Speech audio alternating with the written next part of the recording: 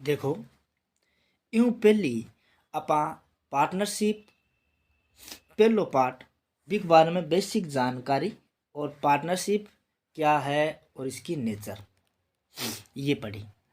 अब आज हम देखते हैं partnership deed.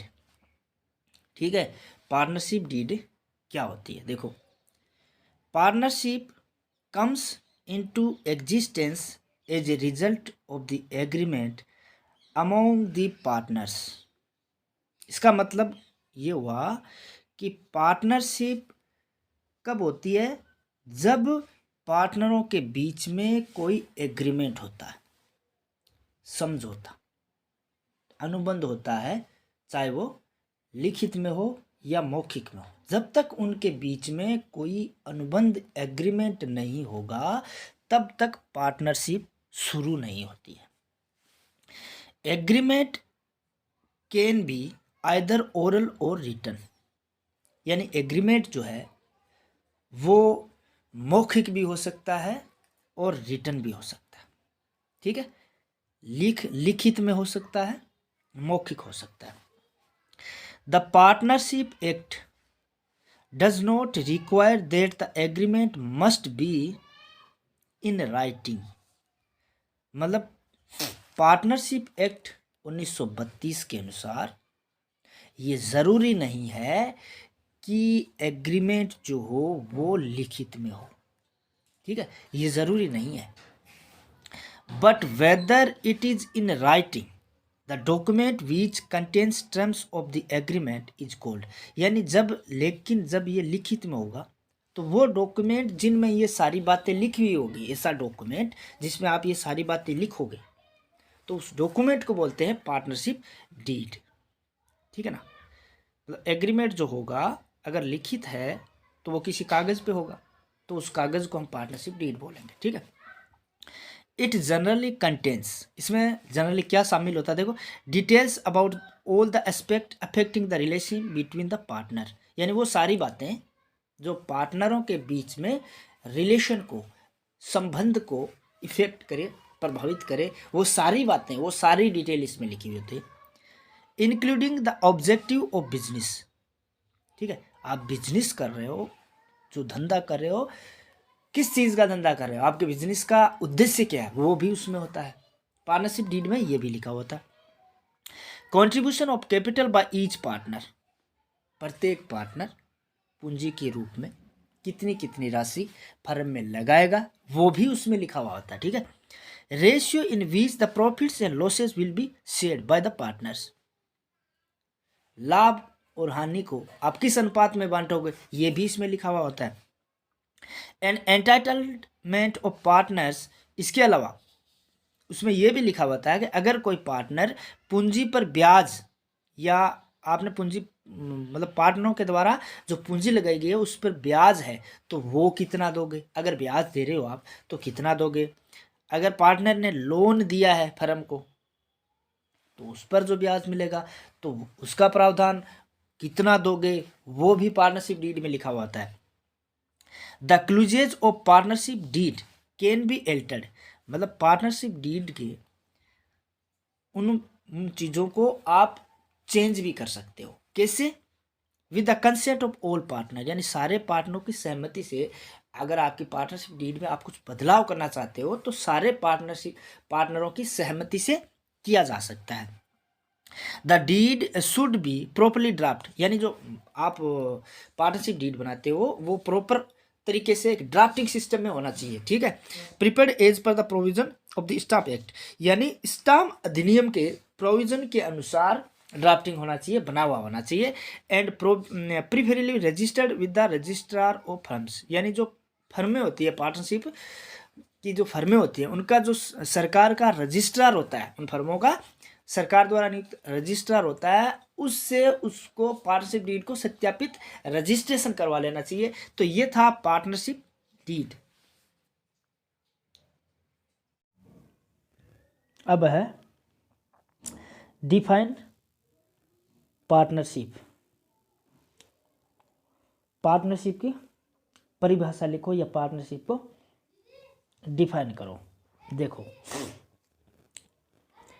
A partnership deed is an, ये इन नहीं है, is an agreement among the partners which contains all the terms of the partnership. Partnership क्या है? पार्टनरशिप डीड जो है वो पार्टनरों के बीच में एक एग्रीमेंट है जो पार्टनरशिप की सारी कंडीशन, सारी टर्म्स को बताता है। ठीक है। इट जनरली कंटेन्स मतलब इसमें सामान्यतः क्या क्या शामिल है? The details about all the aspect affecting the relationship between the partners, सारी डिटेल जो पार्टनर के बीच में रिलेशन है उनको प्रभावित करता हो। इंक्लूडिंग, इसके अलावा ऑब्जेक्टिव ऑफ बिजनेस, एक तो बिजनेस का ऑब्जेक्टिव क्या है, उद्देश्य क्या है, आ चीज भी है। Contribution of capital by each partner, प्रत्येक पार्टनरों के बीच में पूंजी का क्या कॉन्ट्रीब्यूशन है, क्या अंशदान है, वो इसमें लिखा होता है। Ratio in which the profits and losses will be shared by the partner, लाभ हानि को बांटने का जो रेशियो है वो भी इसमें होता है। एंटाइटलमेंट, पार्टनर का ये अधिकार क्या कि पार्टनर इंटरेस्ट ऑन कैपिटल, पूंजी पर क्या ब्याज होगा। इसके अलावा इंटरेस्ट ऑन लोन, अगर किसी पार्टनर ने लोन दिया है तो उस पर क्या ब्याज होगा। तो ये है पार्टनरशिप डीड की परिभाषा। Contents of the partnership deed, partnership deed की विषय सामग्री, मतलब इसमें क्या क्या लिखा होता है, पार्टनरशिप डीड में क्या क्या लिखा होता है। ये देखो, partnership deed usually contains the following details, यानी पार्टनरशिप डीड में ज़्यादातर ये चीज़ें, सामान्यतः ये चीज़ें लिखी हुई होती है। देखो, name and address of the firm and it's main business, firm का नाम और उसका एड्रेस, और फर्म किस चीज़ का व्यवसाय करती है वो लिखा हुआ आता है। Name and address of all partner, सारे पार्टनरों का नाम और पता। Amount of capital to be contributed by each partner, प्रत्येक पार्टनर के द्वारा कितनी राशि पूंजी के रूप में लाई जाएगी, ये लिखा हुआ था।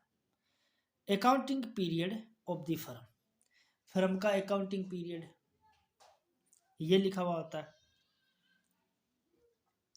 Date of commencement of partnership, partnership जो है वो शुरू होने की तिथि क्या है वो उसमें लिखी हुई होती है। Rules regarding operation of bank accounts, bank खाते होते हैं उनको ऑपरेट करने से संबंधित जितने भी नियम है, खाता किसके नाम से होगा, ये सारे नियम इसमें लिखे हुए होते हैं। ठीक है। Profit and loss sharing ratio, लाभ या हानि जो होगी वो किस अनुपात में बांटी जाएगी, ये इसमें लिखा हुआ था। Rate of interest on capital, loan and drawings, यानी पूंजी पर ब्याज, साझेदार अगर कोई लोन देता है तो उस लोन पर ब्याज, या ड्रॉविंग्स, साझेदार जब कोई राशि निकालता है तो उस पर किस रेट से ब्याज लेना है वो इसमें लिखा हुआ था। Mode of auditors appointment if any, अगर किसी ऑडिटर की नियुक्ति करनी है तो वो किस हिसाब से, किस तरीके से नियुक्त करना है वो इसमें लिखा हुआ होता है। Salary, commission, etcetera if payable to any, अगर किसी पार्टनर को वेतन या कमीशन दिया जाना है तो उसके बारे में इसमें लिखा होता है। Rights, duty and liability of each partner, her partner की क्या राइट्स है, क्या ड्यूटी है, क्या लायबिलिटी है, ये इसमें लिखा हुआ था। Treatment of losses arising out of insolvency of one और मोर पार्टनर, देखो जब कोई एक या अधिक पार्टनर दिवालिया हो जाए तो उस वक्त जो हानि होगी, जो लॉस होगी, उसका ट्रीटमेंट, उसको किस हिसाब से बांटना है ये भी इसमें लिखा हुआ था। Settlement of accounts on dissolution of the firm, जब फर्म का समापन होगा तो खातों का सेटलमेंट किस हिसाब से करना है वो इसमें लिखा हुआ होता है। Method of settlement of disputes among the partners, अगर पार्टनरों के बीच में कोई विवाद हो जाता है तो उस टाइम में सेटलमेंट किस हिसाब से होगा वो इसमें लिखा हुआ आता है। Rules to be followed in case of admission, कोई पार्टनर नया पार्टनर फर्म में प्रवेश करता है उस वक्त क्या रूल्स होंगे, उनको फॉलोअप कैसे किया जाएगा। रिटायरमेंट के टाइम अगर कोई पार्टनर रिटायर होता है या डेथ ऑफ ए पार्टनर, किसी पार्टनर की मृत्यु हो जाती है तो उस वक्त क्या रूल्स फॉलो किए जाएंगे, ये बातें भी इसमें लिखी हुई होती है।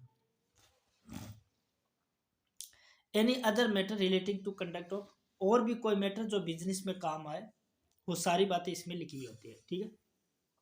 नॉर्मली देखो, the partnership deed covers all matter affecting relation of partners among themselves, यानी इसमें लिखा है कि ज्यादातर तो सारे मैटर इसमें लिखे हुए होते हैं। पार्टनरशिप डीड में लगभग सारी बातें लिखी हुई होती है। फिर भी if there is no express agreement on certain matter, अगर कोई भी मैटर है जिसमें पार्टनरशिप डीड के में इसमें लिखा हुआ नहीं है, कोई ऐसा मैटर जिसके बारे में पार्टनरशिप डीड में नहीं लिखा हुआ है, तब क्या होगा। The provision of the Indian partnership act 1932, तो उस वक्त इंडियन पार्टनरशिप एक्ट 1932 के प्रोविजन लागू होंगे। Provision of partnership act relevant for accounting, यानी इंडियन पार्टनरशिप एक्ट 1932 के कुछ प्रोविजन है अकाउंटिंग, पार्टनरशिप के अकाउंटिंग से संबंधित। ये बातें ध्यान से देखना। देखो पहला पॉइंट है प्रॉफिट शेयरिंग रेशियो से संबंधित। If the partnership deed is silent about the profit sharing ratio, अगर पार्टनरशिप डीड में प्रॉफिट शेयरिंग रेशियो के बारे में कुछ भी नहीं लिखा है तो द प्रॉफिट और losses of the firm are to be shared equally by partners irrespective of their capital contribution in the firm. अगर पार्टनरशिप डीड में ये नहीं लिखा हुआ है कि प्रॉफिट शेयरिंग रेशियो क्या होगा, तो इंडियन पार्टनरशिप एक्ट 1932 के अनुसार लाभ हानि को वो बराबर बांटेंगे, चाहे उनका कैपिटल जो कंट्रीब्यूशन है चाहे वो कैसी भी हो। पहली बात तो अगर पार्टनरशिप डीड में प्रॉफिट शेयरिंग रेशियो नहीं दिया हुआ है तो साझेदार लाभों को इक्वली बांटेंगे। दूसरी बात इंटरेस्ट ऑन कैपिटल, देखो no partner is entitle to claim any interest on the amount और capital contribution by him in the firm as a matter of right, यानी कोई भी साझेदार ये अधिकार के तौर पर यह दावा नहीं कर सकता कि वो पूंजी पर ब्याज लेगा। यद्यपि interest can be allowed when it is expressly agreed to the partnership, अगर पार्टनरशिप डीड में ये साफ साफ लिखा हुआ है कि पार्टनर को पूंजी पर ब्याज दिया जाएगा तो ही देना है, अदरवाइज वो पूंजी पर ब्याज प्राप्त करने का अधिकार पार्टनर को नहीं है। इसीलिए thus no interest on capital is payable if the partnership deed is silent on this issue, अगर इस मैटर पर पार्टनरशिप डीड में कुछ भी नहीं लिखा हुआ है तो साझेदार को पूंजी पर ब्याज नहीं दिया जाएगा। आगे तीसरा पॉइंट देखो interest on drawings, no interest is to be charged on the following drawings by the partner if there is no mention in deed.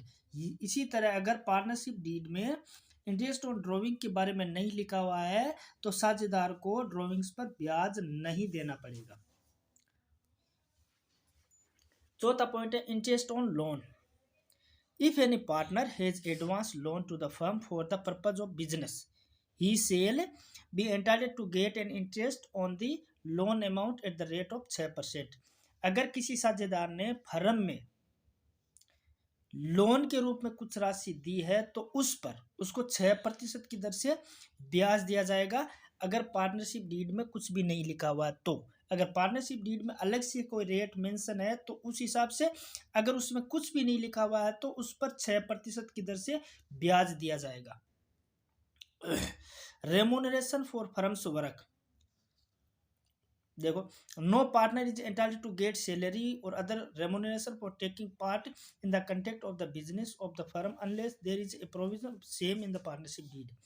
अगर पार्टनरशिप डीड में नहीं लिखा हुआ है तो कोई भी साझेदार सैलरी के लिए या रेमुनरेशन के लिए दावा नहीं कर सकता, यानी किसी भी साझेदार को सैलरी या रेमुनरेशन नहीं दिया जाएगा अगर पार्टनरशिप डीड में नहीं लिखा हुआ तो। अपार्ट फ्रॉम द अबव, इसके अलावा देखो इंडियन पार्टनरशिप एक्ट में कुछ ऐसी बातें और भी लिखी हुई है कि if A partner derives any profit for him herself from any transaction of the firm या from the use of the property या business connection of the firm or the firm name, यानी अगर कोई पार्टनर है वो किसी transaction से firm से कोई लाभ प्राप्त करता है या फर्म की किसी प्रॉपर्टी से लाभ प्राप्त करता है या बिजनेस कनेक्शन से किसी भी प्रकार का कोई फायदा प्राप्त करता है तो उस प्रॉफिट में सभी का हिस्सा होगा, यानी वो प्रॉफिट फर्म का प्रॉफिट माना जाएगा। यदि दूसरा point, if A partner carries on any business of the same nature as the या and competing with the date of the firm he sale account for and पे to the firm L profit made by him. देखो अगर कोई partner अलग से कोई business चलाता है या फर्म की कंपटीशन में कोई बिजनेस चलाता है तो उससे जो बिजनेस से उस बिजनेस से जो उसको प्रॉफिट होगा वो फर्म का प्रॉफिट माना जाएगा।